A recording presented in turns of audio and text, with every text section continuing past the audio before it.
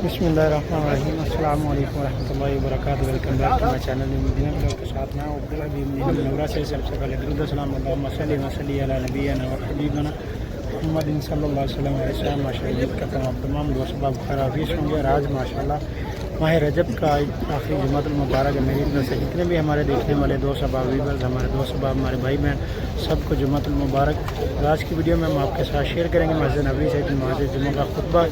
वीडियो को लास्ट तक देखें। और माशाल्लाह आज बड़े बरकतों वाला दिन है माशाल्लाह, शब महराज की रात और माशाल्लाह जुमे का दिन। अल्लाह ताला इस मुबारक दिन के वसीले से हम सब पर अपना ख़ास रहम करम और फजल फरमाए। और बिलखसूस जिन दोस्त अहबाब ने हमें दुआ के लिए कहा, अल्लाह ताला हम सब की तमाम दिली नेक हर जायज़ आरज़ू तमन्नाएं ख्वाहिशात को अल्लाह ताला पूरा फरमाए, आमीन या रब्बुल आलमीन। तो वीडियो को लास्ट तक देखें। अगर आप हमारे चैनल पर नहीं हैं तो चैनल को ज़रूर सब्सक्राइब कर लें और बेल आइकन के साथ प्रेस कर लें ताकि आने वाली हर वीडियो आपको बर वक़्त मिलती रहे।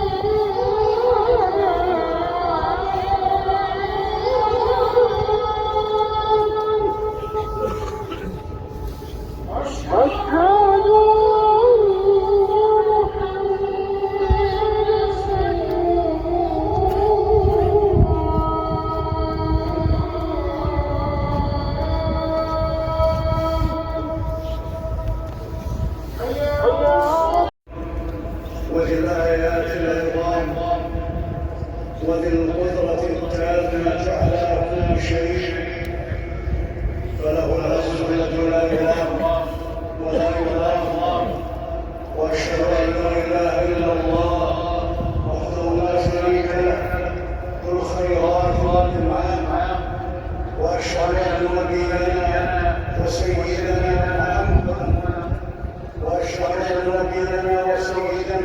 محمد سيد البشر بما خصه وعلى آله وصحبه أنبياء الله. أما بعد، فاتقوا الله سبحانه بكل ما تقدرون عليه من التقوى، فشر الله عظيم كبير وحقه على الخلق كثير، ولا يستطيع أحد أن يكون حق الله على الكمال، ولكن الله تجاوز وعفى وتفضل يسير ووعد عليه بالأجر الكبير.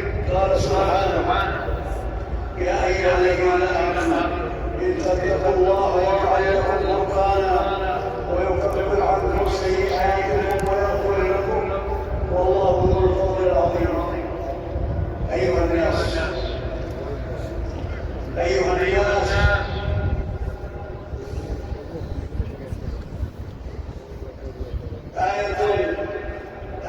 من آيات الله الكبرى. أيها الناس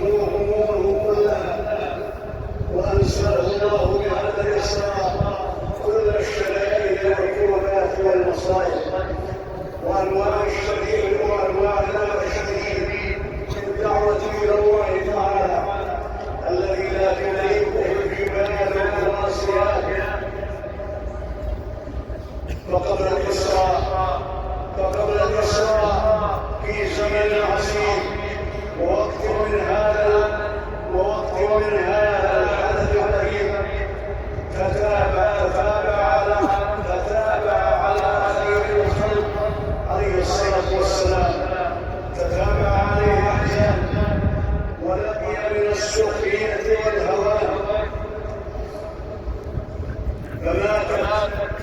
فماتت خديجة رضي الله عنها التي كانت سكنا له ووزير سر تصبره وتعينه على مهام الشرطة في الحياة وتواسيه بمالها، ومات عنه أبو طالب عن واحد، والذي ناصره يحميه من كل باب وحاصل وشركيه يريد أن يناله أي أذى، والتمس النصرة عند القبائل في مواسم الحج، والتمس النصرة من تقية في آخر الأمر، فأغرى السفهاء يرمونه بالحجارة حتى ألموا رجليه، فتوجه إلى رب العزة والجلال بهذا الدعاء: اللهم إليك أشكو ضعف قوتي، اللهم إليك أشكو ضعف قوتي وقلة حيلتي وهواني على الناس، يا أرحم الراحمين، أنت ربنا الصواكين، وأنت ربي بلا متجرد إلى عدو بعيد يتشهدون أم إلى عدو ملكته أمري.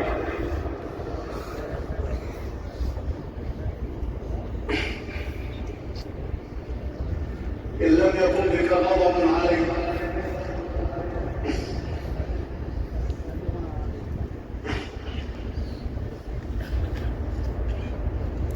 يا أرحم الراحمين، يا أرحم الراحمين، أنت رب المستضعفين وأنت ربي، إلى من تأمرني، إلى عدو بعيد يتجحمني أم إلى عدو ملكته أمري.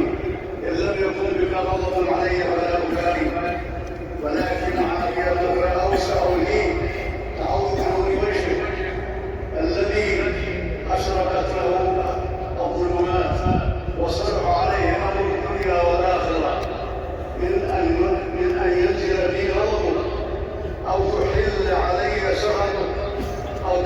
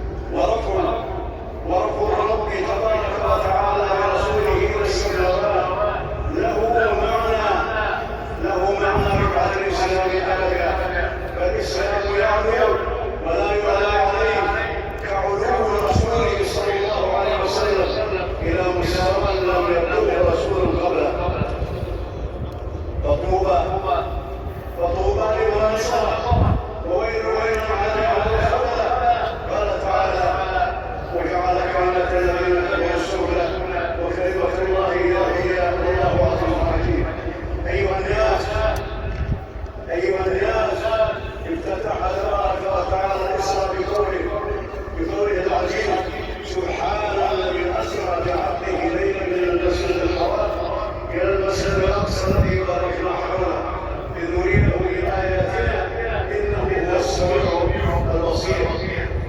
ورب العالمين إذا أراد أن يذكر نفسه ويقدسها ويثني على نفسه بصفات الكمال والجلال والكبرياء والعظمة وكمال القدرة، يبدأ هذا الراسل بتفسير جل وعلا كقوله سبحانه: وسبحان الذي بيده ملكوت كل شيء وإليه ترجعون، وكقوله تعالى: سبحان ربك رب العزة عما يصفون. وإذا أراد أن يذكر نفسه جل وعلا عن أقوال المشركين والملحدين التي يقدس الرب وينزه ويقدس الرب عنها ويتعالى عنها جل وعلا، يبدأ بتسبيح نفسه تبارك وتعالى كقوله تعالى: وقالوا اتخذ الرحمن ولدا سبحانه، وكقوله تعالى: أم لهم إله غير الله سبحان الله عما يشركون. وإذا أراد الله أن يذكر بعجائب أفعاله وآياته لله وبديع سنته وما خلق بدأ بتسبيح نفسه تعالى كقوله عز وجل: سبحان الذي خلق الأزواج كلها مما تنبت الأرض ومن أنفسهم ومما لا يعلمون.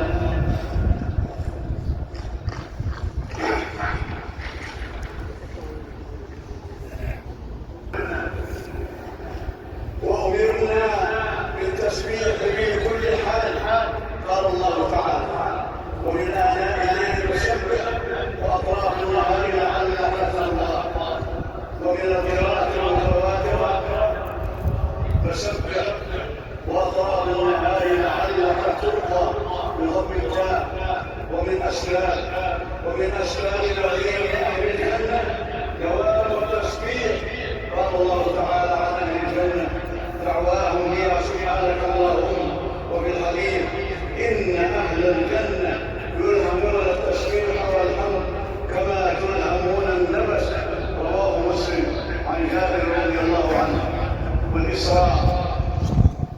والإسراء بأفعال الله تعالى العجيبة والآيات الكبرى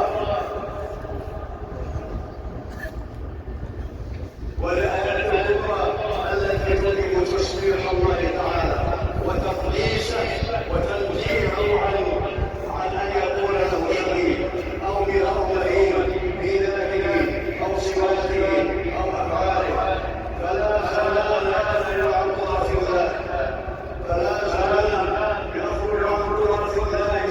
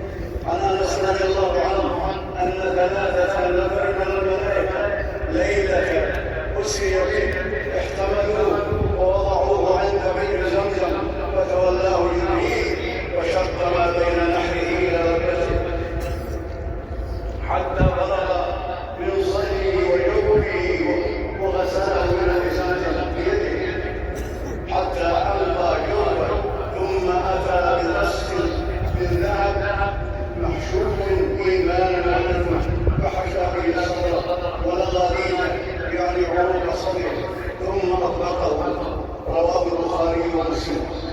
وهذه عملية جراحية كمالية ليس فيها أي ألم، بلغ بها سيد الخلق صلى الله عليه وسلم، بلغ بها أعلى الكمال البشري الذي ليس يعلم كمال، ليكون مهيئا ومقدسا من الله تعالى في قربه من رب العزة والجلال ومناجاة الرب سبحانه، وليستقبله الملأ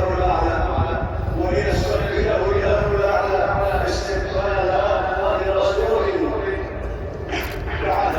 ويكون مخصوصا بشرعة يوم القيامة بفضل الله تعالى بين الخلق. وهذه العملية الجراحية الإلهية الكمالية مثل شق صلى الله عليه وسلم مثل شق صدره، هذه العملية من شق صدره وهو صغير من غير ألم.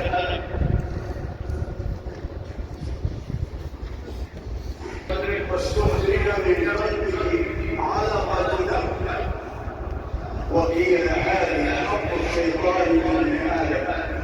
ولما جاء بإقامة الإسراء قال ثم أتيت بنابة دون البغل وفوق الحمار الأبيض وهو البراق يضع خطوه عند أقصى فرجه، رواه البخاري ومسلم عن أنس. قال ثم حملني عليه جبريل ثم خرج معي لا يفوتني ولا يفوته. قال ابن كثير فلما جاء بيت المقدس ربطه بالحلقة التي كانت تربط بهذا البناء، ثم دخل بيت المقدس وصلى في القبلة ركعتين، وبقي الغلام مربوطا ليرجع إليه إلى مكة. قال لما فرغت مما كان في بيت المقدس أتي بالمعراج ولم أرى شيئا قط أحسن منه، وهو الذي يمد إليه ميتكم بصره إلى حزن فأصعدني إليه جبريل. رواه ابن إسحاق عن أبي سعيد الخدري. وروى البخاري ومسلم صعود النبي صلى الله عليه وسلم وعروجه إلى السماء وعروجه إلى السماء الدنيا، ثم التالية ثم الثالثة ثم الرابعة ثم الخامسة ثم السادسة ثم السابعة، مرتبين في السماوات آدم وقال مرحبا بالنبي الصالح والابن الصالح، ثم عيسى ويحيى ثم يوسف ثم إدريس ثم هارون ثم موسى ثم إبراهيم.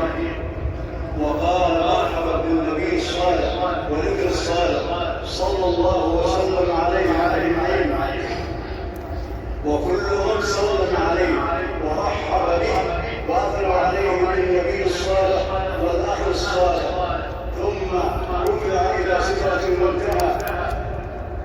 قال الإمام ابن كثير رحمه الله تعالى وغشيها بذلك أمور عظيمة وألوان متعددة باهرة، راكبتها الملائكة كالغربان عشيرة كثرة وفراش من ذهب، وغشيها من نور الله جل وعلا ما غشي حتى لا يستطيع أحد من خلق الله أن ينعتها.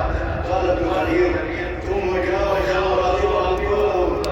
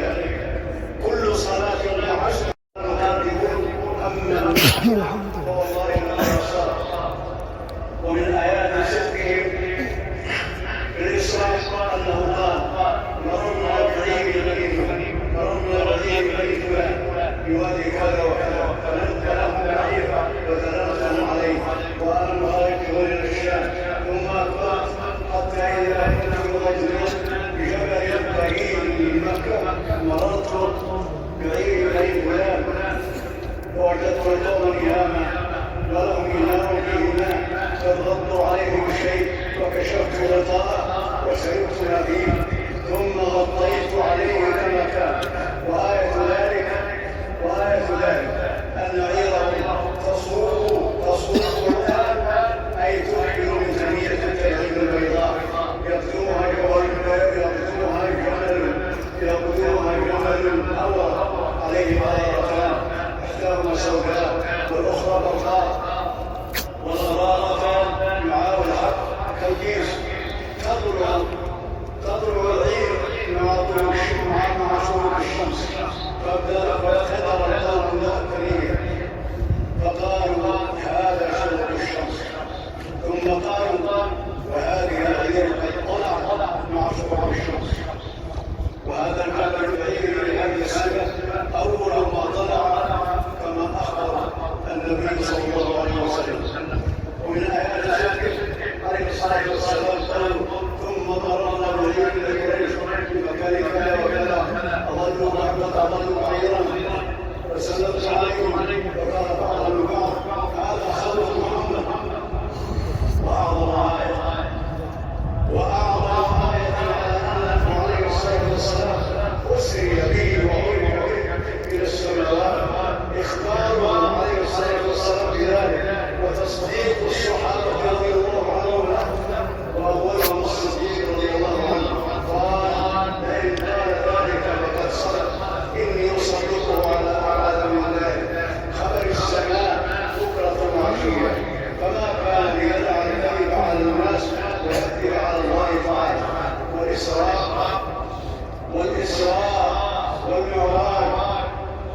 والإسراء والمعراج كان يذهب بروحه وجسده، والإسراء والمعراج كان يذهب بروحه وجسده المطهر، وهذه عقيدة المسلمين.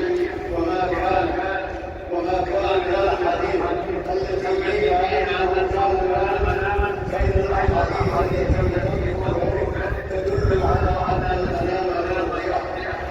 فذكر ابن كثير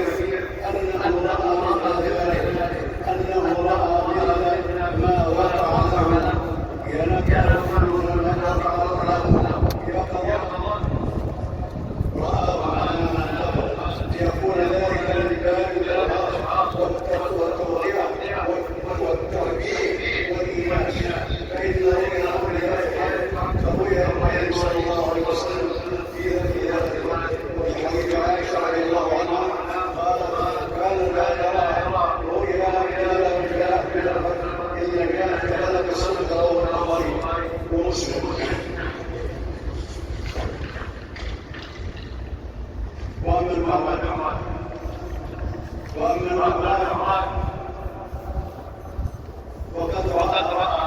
وأما المعراج فقال فقد فيه من آيات الله الكبرى ما فات المرسلين درجات وشر الله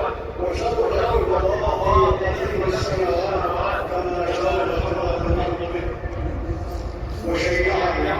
وشيعه رسل الكرام والمغفور من أهل السماء الناس قال ابن هادي رحمه الله والظاهر أن الأنبياء حفظ الله والتكريم والتعظيم عظيما وتعظيم القدرة والله العظيم ورأى الجنة والنار وأنهار ورأى جبريل عليه الصلاة والسلام على صراط التي خلق الله عليها له سلام بها كل جناح رسول والقرآن العظيم في آيات ملكوت الله كان شهادا له وقوة وحزما ويقينا لنفسه لا يرى بعد الإسراء والمعراج والشاق وعلى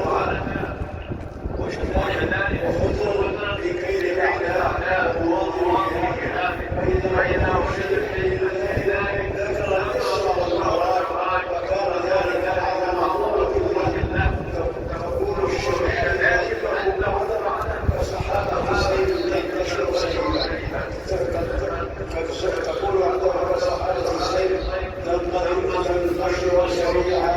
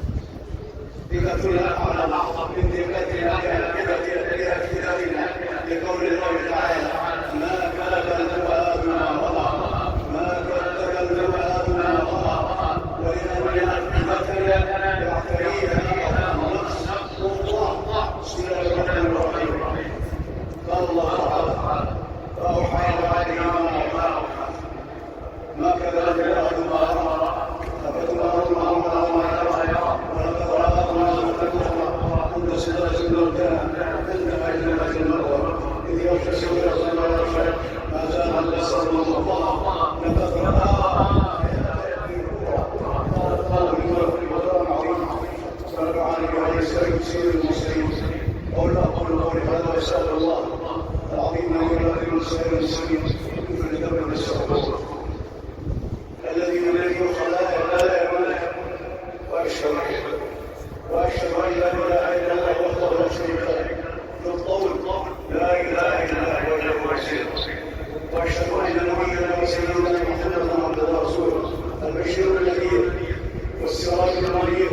اللهم صل وسلم وبارك على عبدك ورسولك محمد وعلى اله وصحبه الصالحين السابقين الى كل عمل مبرور وخير مذكور. اما بعد فاتقوا الله بالمسابقه الى مرضاته ومجانبه المحرمات يفوز برضوانه والايمان وتنجو من العذاب والهوان والخسارات. ايها المسلمون تذكروا ما انعم الله به عليكم بفضل هذه الصلوات التي لو كانت مفروضه على الامم الهالكه وقاموا بها ما اخذوا بالهلاك والاستئصال. فقد هبط نبينا محمد صلى الله عليه وسلم من ان يرتب القيامات بعد البعداء بكل خير لامته ونزل الرحمه والصلاه والعدل والاحسان والهدايه الى صراط الله المستقيم وبالشريعه الرحيمه التامه الشامله التي تسلك الحياه لنا والتي لا منافيها ولا عيب والتي لم يكن البشريه ارحم منها ولا اعلم. قال الله تعالى وما ارسلناك الا رحمه للعالمين. وراى الناس ذلك بعيونهم وعاشوا بذلنا حياه. فما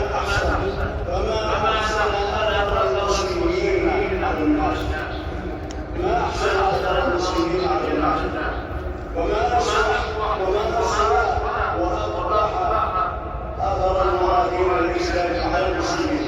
قال الله تعالى كنتم خير أمة أخرجت للناس تأمرون بالمعروف وتنهون عن المنكر وتؤمنون بالله ولو آمن أهل الكتاب لكان خيرا لهم منهم المؤمنون وأكثرهم الفاسقون. الآيات. وعن النبي صلى الله عليه وسلم قال الخلق عيال الله وأحبه إلى الله أربعون عيالا. حديث حسن من حديث ابن مسعود رضي الله عنه. وهذا الوصف تجده في المؤمنين ومن يعيان الله أي الذين يعونهم ويحسن إليهم. يا أيها المسلمون هل تدرون ماذا كان حال رسول الله صلى الله عليه وسلم من الثلاث بعد أن هبط من المعراج؟ قال الإمام ابن كثير وعاد إلى مكة فأصبح بها وهو بغاية الثبات والسكينة والوقار. وقد عاين بين الليلة من الآيات والأمور التي لو رآها أو بعضها غيره أصبح منتهشا وطائشا ولكنه أصبح ساكنا لله. وسبحان ما خصه بهذا الكلام. سبحان ما خصه بهذا الكلام البشري.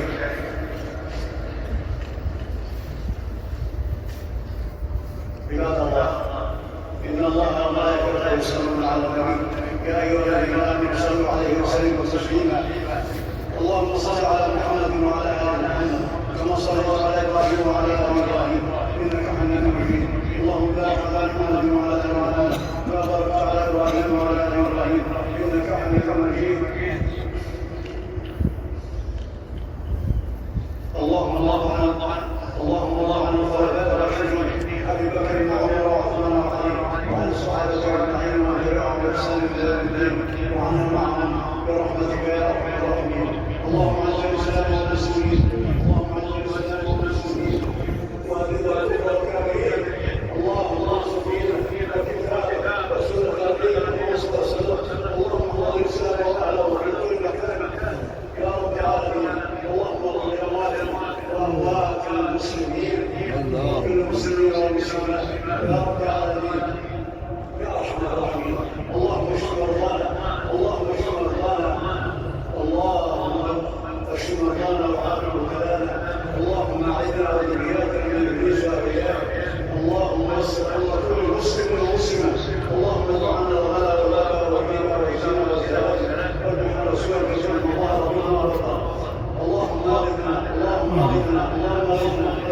درجات الله. اللهم صل وعافنا وعافنا المسلمين وامن روعاتنا يا رب العالمين.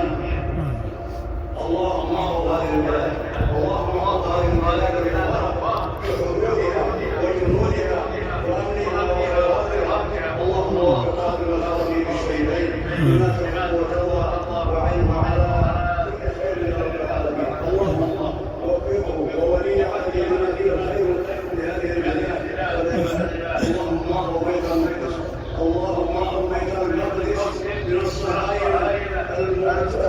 اللهم احفظ بيت المقدس من الصهاينه المعتدين. اللهم انصر فلسطين على الصهاينه المعتدين الظالمين. اللهم المؤمنين والمسلمين في اهل فلسطين اللهم اغفر شعارهم، اللهم اغفر عنهم واكسوهم ويسر لهم ويسر لهم ويسر عليهم رحمتك التي تغنيهم بها عن رحمتك ونصيبك يا رب العالمين. ربنا اتنا في الدنيا حسنه وفي الاخره حسنه وقنا عذاب النار. اللهم لا تكلنا في ذلك شر الخير ولا اقل من ذلك. عباد الله اذكروا الله ذكرا كثيرا وسبحوه وقت الله واصيلا واذكروه على نعمه يذكر ولذكر الله اكبر والله لا يسمع. अल्हम्दुलिल्लाह जी अभी हमने नमाज जुमा की नमाज़ अदा कर ली। दुआ है अल्लाह तबारक व तआला हम सब का यहाँ आना जाना बैठना नमाज जुमा की नमाज बाजमात अदा करना अपनी बारगाह आलिया में कबूल फरमाए। बिलखसूस जिन दोस्त सबाब ने भी हमारे भाई बहन जिन्होंने भी हमें दुआ के लिए कहा, अल्लाह ताला हम सब की तमाम की दिली में खर जायज़ जो मुरादें ख्वाहिशात को कबूल फरमाए, उनको पूरा फरमाए। आमीन या रब्बुल आलमीन। बिना ब्लॉग के साथ अपने भाई को दें इजाज़त। अब तक के लिए इतना ही, इंशाल्लाह मिलते हैं आपको दोबारा नेक्स्ट ब्लॉग में। तब तक के लिए अल्लाह हाफिज़। दुआ में याद रखिएगा। अल्लाह हाफिज़।